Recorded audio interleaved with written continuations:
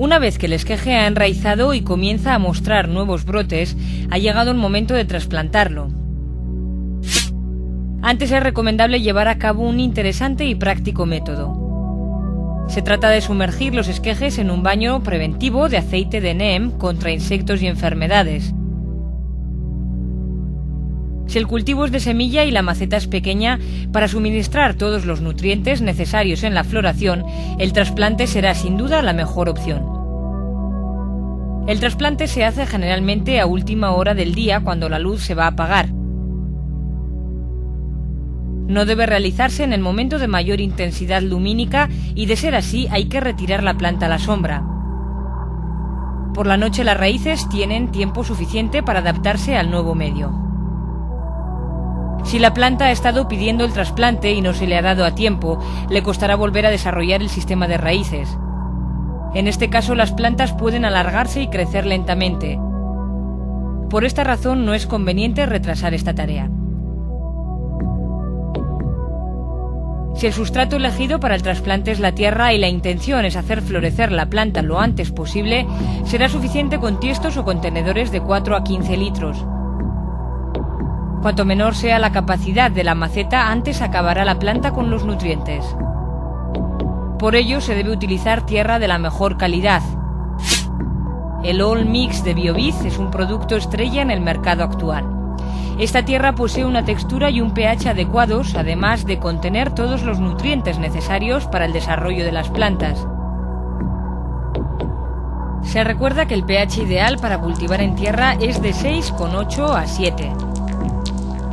Lo ideal es medir el pH del sustrato con un medidor digital.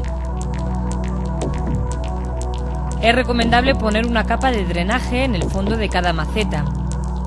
Así se consigue que el exceso de agua escape fácilmente por los agujeros de escape de la maceta. Con 2 centímetros de espesor de arlita en el fondo de la maceta será suficiente para evitar problemas posteriores. Deben inspeccionar en las hojas viejas los síntomas carenciales, como el de nitrógeno, visible como una pérdida del verde original por tonos más amarillentos. Si la planta que se va a trasplantar está en tierra, hay que dejar que se seque previamente para extraer todo el bloque de tierra con facilidad. Una vez fuera, se introduce todo el bloque en la nueva tierra. Hay que procurar que sea la misma tierra. A continuación, se presiona la tierra para firmarla y que entre en contacto con las raíces. Después, hay que regar con el pH del agua ajustado a 6. Al principio del trasplante no hay grandes necesidades de agua.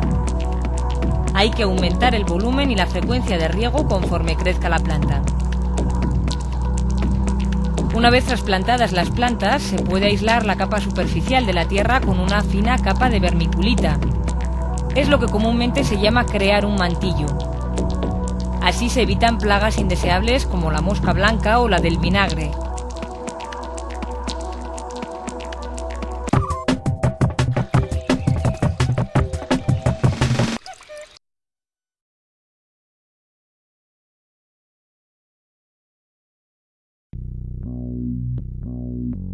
Dependiendo del medio en el que se planten los esquejes, tardarán un tiempo en adaptarse a su nuevo hábitat.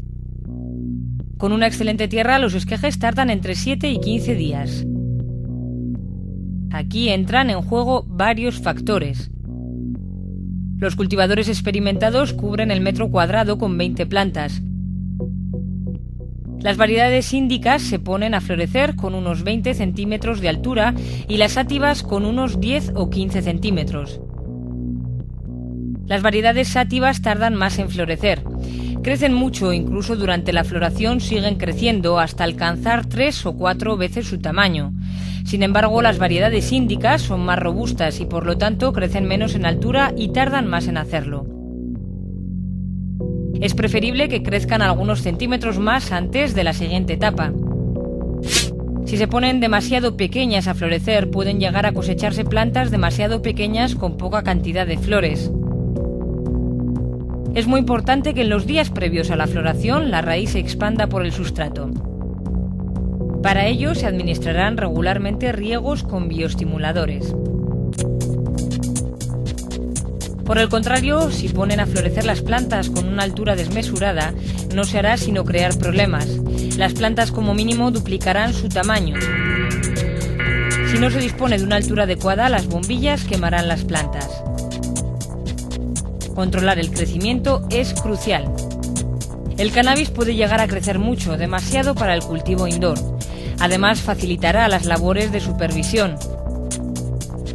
El control de factores como las plagas, enfermedades, carencias y excesos es fundamental. Es recomendable cosechar la planta con una altura desde 60 centímetros a 1,20 m aproximadamente. Una vez que se haya constatado el desarrollo de la raíz y que las plantas hayan alcanzado la altura deseada y que además estén libres de plagas, enfermedades, carencias o excesos, las plantas están preparadas para la floración. Si se estima que han crecido demasiado, es el momento para cortarlas o moldearlas, como hace Replicante. Si se cortan, se pueden utilizar las ramas para hacer esquejes, pero no se debe hacer inmediatamente antes de la floración, porque se retrasa la formación de las flores. Nunca se deben quitar las hojas de la planta a no ser que sea estrictamente necesario, como en el caso de enfermedades graves. Si se quitan las hojas, la planta disminuirá su fotosíntesis, agotará sus reservas y se desarrollará más lentamente. Por todo ello, el moldeo de las plantas representa la mejor solución. Una técnica de moldeo es la colocación de una red. Es un buen sistema que puede aumentar notablemente la producción sin tener que cortar las plantas. En definitiva, hay que ser muy observador y controlar numerosos factores. Cualquier fallo puede ser arrastrado hasta bien entrada la floración, cuando posiblemente sea ya tarde para solucionarlo.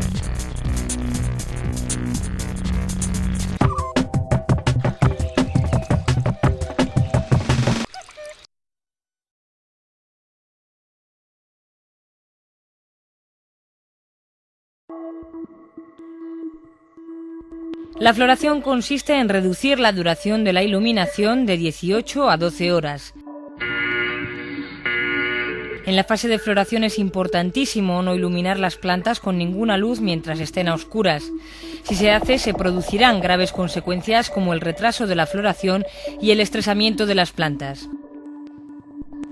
Hay cultivadores que utilizan luz verde para entrar en sus cultivos por la noche. No está demostrado que no les afecte.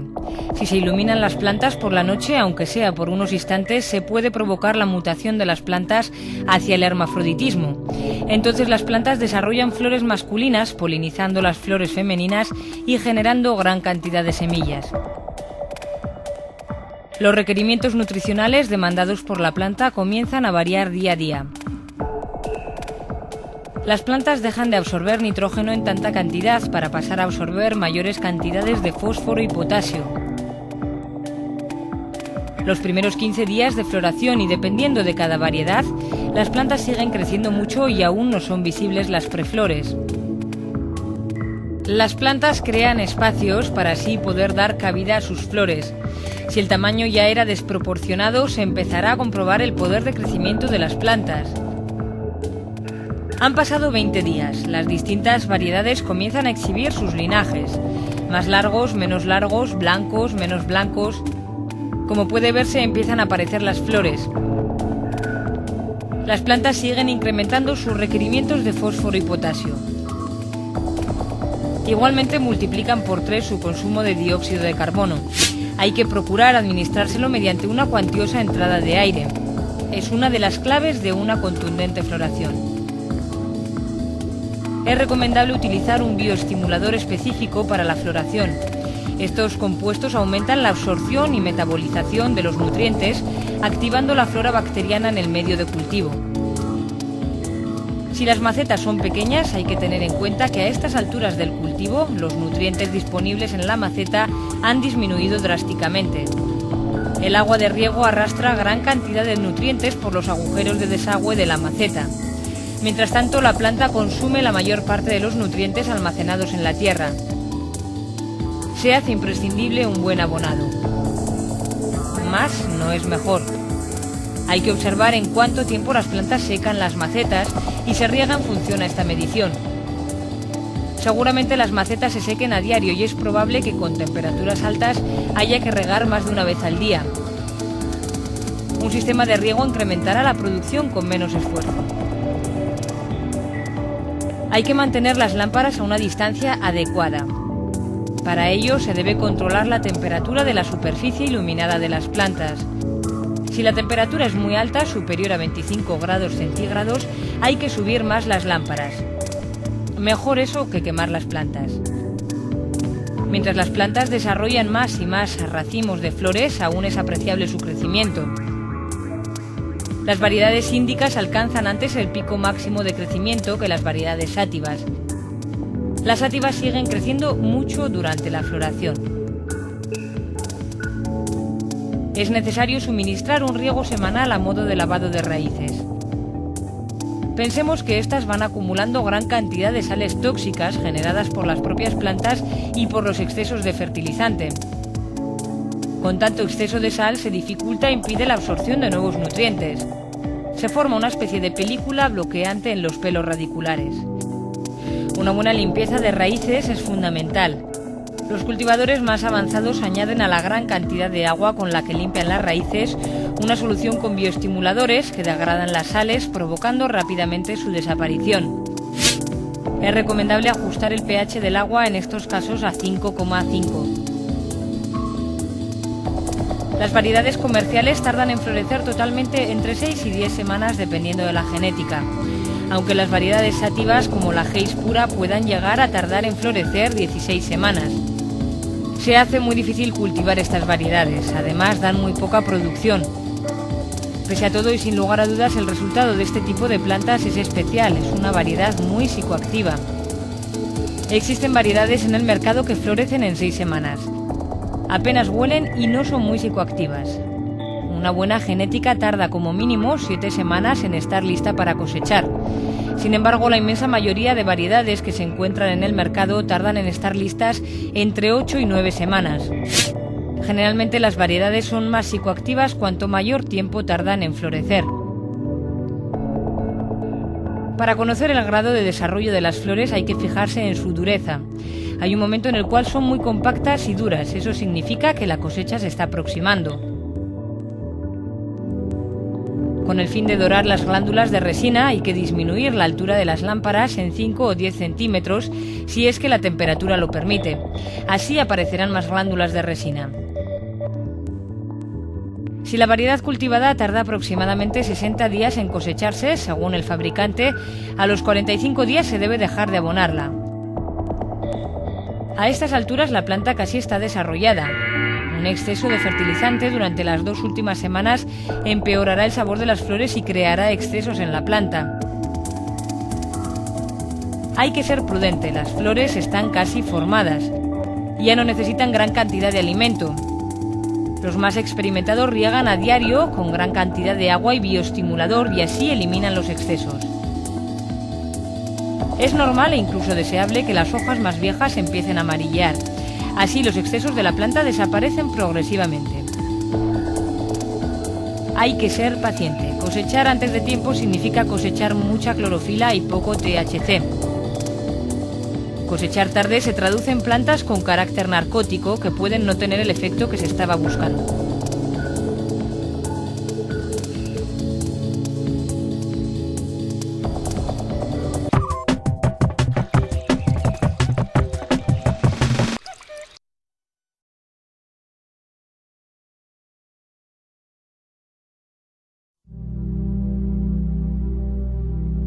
Siempre se debe utilizar para el cultivo tierra de alta calidad que contenga al menos 1/3 de mezcla de turba rubia con turba negra, 1/3 de humus y otro tercio de perlita. El humus es más que aconsejable, tiene una alta capacidad de amortiguación del sufrimiento de las raíces. Igualmente las defiende ante un pH no adecuado y proporciona una textura inmejorable al sustrato. Contiene gran cantidad de nutrientes. Si además se añade un 2 a un 5% de premix de Bioviz, se asegura gran cantidad de alimento para las plantas durante todo el ciclo y les dará un bonito color verde. Para controlar bien la nutrición se deben de vigilar el pH y la EC del agua de riego. Muchos cultivadores en sistemas biológicos olvidan este aspecto. Para ello existen los medidores digitales de pH y EC. El pH adecuado es de 6. En crecimiento no se aconseja superar en 1 el nivel de la EC, sobre todo si la tierra es rica en nutrientes. Un exceso de sales quemará las plantas. En la fase de floración es posible aumentar la EC hasta 2, ya que la tierra aguanta bien los excesos. Se debe de maximizar el espacio disponible. Si se pone a gran cantidad de plantas, los contenedores para estas deberán ser más pequeños que si se ponen pocas plantas. Cuanto más pequeña sea la maceta o contenedor, antes se acabarán los nutrientes y antes se secarán las macetas. Si por el contrario las macetas son grandes, los nutrientes contenidos en la tierra durarán más tiempo y los riegos y el abonado se harán menos frecuentes, pero el espacio utilizado será mayor. Utilizando macetas o contenedores de 4 litros, que son los más extendidos en cultivo interior, se deberá empezar a abonar al mes de iniciar el cultivo aproximadamente. Hay que fijarse en el color de las plantas. Con el paso de los días se observará que las hojas más viejas empiezan a perder su verde inicial para volverse de un tono amarillento. Esto indica que los nutrientes disponibles en la tierra comienzan a ser insuficientes. Si se continúa con esta situación, las hojas empiezan a caerse y la planta adquiere un color amarillo general. Antes de llegar a esta situación se debe empezar a abonar. Lo más recomendable para abonar la tierra son los abonos biológicos. Fix Mix y BioGrow de BioVid son las mejores opciones para asegurar gran cantidad de nitrógeno en las fases de crecimiento. Las hojas más viejas recuperan su color verde inicial en apenas 4 o 5 días. Estos abonos son muy fuertes, hay que diluirlos correctamente y posteriormente bajar el pH a 6. Adentrémonos ahora en la nutrición de las plantas. Estas son capaces de absorber carbono y oxígeno del aire e hidrógeno del agua. El resto de nutrientes se clasifican por orden de importancia en macroelementos y microelementos y se absorben del agua o de la tierra. Los macronutrientes son los minerales más utilizados por la planta. Son el nitrógeno, el fósforo y el potasio, enumerados en este orden y llamados técnicamente NPK. El magnesio, el calcio y el azufre también son considerados macronutrientes por ser utilizados por la planta en gran cantidad. Cualquier deficiencia en cualquiera de estos nutrientes acarrea graves consecuencias. Respecto a los micronutrientes, cabe destacar que su utilización por la planta es mucho menor, pero también son indispensables. Los micronutrientes son hierro, cloro, boro, cobre, manganeso, zinc, silicio y molibdeno. Además de la clasificación de macro y micronutrientes, es importante hacer una distinción entre nutrientes móviles y nutrientes inmóviles. Los móviles son los macronutrientes. Los inmóviles son los micronutrientes. Como su propio nombre indica, los nutrientes móviles tienen la capacidad de desplazarse por la planta de hojas viejas a hojas jóvenes y viceversa. Los nutrientes inmóviles, sin embargo, no poseen esta característica. Sus deficiencias son apreciables en hojas y brotes nuevos. Un pequeño ejemplo. Esta planta en crecimiento muestra tonalidades amarillas en sus hojas más viejas y sin embargo sus brotes más jóvenes siguen totalmente verdes. Sin lugar a dudas es una carencia provocada por un mineral móvil. En este caso la tierra ha agotado sus reservas de nitrógeno. La planta así lo ha notado y para seguir alimentando sus brotes y hojas nuevas es capaz de absorber el nitrógeno acumulado a modo de reserva en las hojas más viejas, apareciendo en estas la carencia como color amarillo. En 4 o 5 días son capaces de recuperar su color si se administra el nitrógeno demandado. Si se añade una excesiva dosis de fertilizante, puede que las plantas sufran de exceso de nitrógeno. Suele ser bastante habitual encontrar a cultivadores que proporcionan cantidades ingentes de abono. Más no significa mejor. Medir es saber, es más sencillo corregir una carencia que un exceso de abono. Si se excede la dosis de crecimiento, las hojas de la planta se agarrotarán y su sistema de absorción de nutrientes quedará bloqueado. Generalmente las variedades índicas soportan mejor los excesos de fertilizante que las variedades sátivas. La única solución para desbloquear el sistema de raíces y devolver a la planta a su estado original es hacer un lavado de raíces. Se utilizará gran cantidad de agua a pH 6 para regar la planta y arrastrar todas las sales por los agujeros de desagüe. Lavando las raíces no solo se eliminan las sales, sino que también se arrastra gran cantidad de nutrientes necesarios para la planta. Se puede convertir en un círculo vicioso. Cada vez que se lavan las raíces se empobrece la tierra y se hace necesario un nuevo abonado. No se debe llegar al límite. Como se ha dicho antes, medir es saber. Hay que recordar que las plantas no hablan, pero muestran su estado de salud. Hay que agudizar la capacidad de observación. Una alta concentración de humus en la tierra amortigua satisfactoriamente los excesos, así como las variaciones de pH.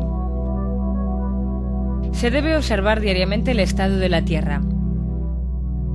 Se debe seguir el ciclo húmedo-seco, seco-húmedo.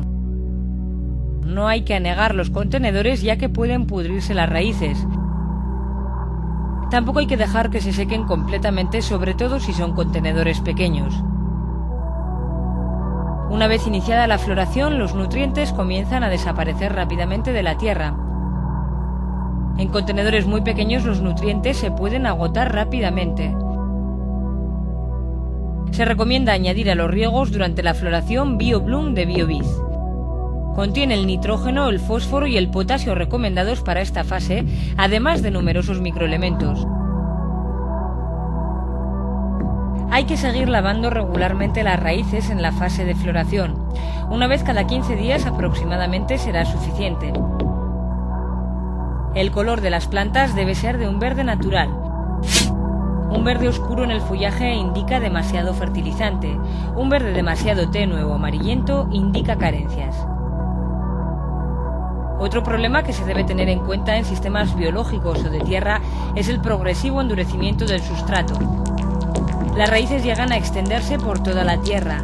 Sería necesario el trasplante, dado el pequeño tamaño de la maceta, pero los cultivadores proporcionan los nutrientes mediante el agua de riego.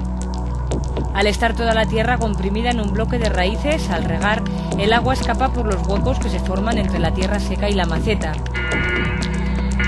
Se desaprovecha gran cantidad de nutriente y, lo que aún es peor, no se consigue regar las plantas. Para solucionar este problema se debe arar la superficie de la tierra o incluso rellenar los huecos de la maceta y así conseguir que el agua penetre en el bloque de una manera eficaz.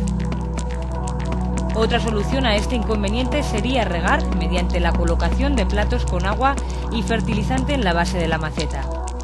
Se deja así durante unas horas y luego se retira.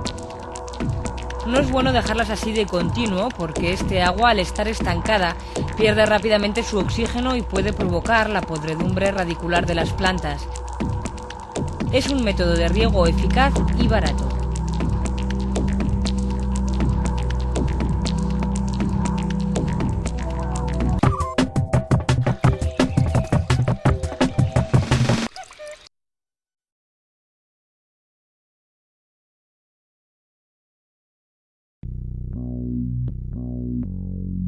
Se llama planta madre a la planta que, previamente seleccionada, se destina a la obtención de esquejes. Los cultivadores plantan tantas semillas de la misma variedad como les es posible. De las hembras buscan las mejores, fijándose en varios aspectos como la rapidez de crecimiento, el color, el tamaño de las hojas, el olor exudado por el tallo, la velocidad a la que seca la tierra, la rapidez de floración, la resistencia a hongos y enfermedades, la producción, el olor de las flores o la cantidad de THC que posean. Cada cultivador selecciona las características que más le convengan. Existen bancos que poseen variedades resistentes a plagas y enfermedades, como la Northern Lights. Para la selección de una buena madre, los mejores bancos utilizan cerca de 10.000 semillas. Para los agricultores dedicados al autocultivo es imposible llegar a estas cifras. Se recomienda adquirir semillas con las características que el cultivador desee. Informarse previamente sobre las características genéticas de las semillas es fundamental. Algunos cultivadores también seleccionan machos para la elaboración de semillas con sus mejores hembras.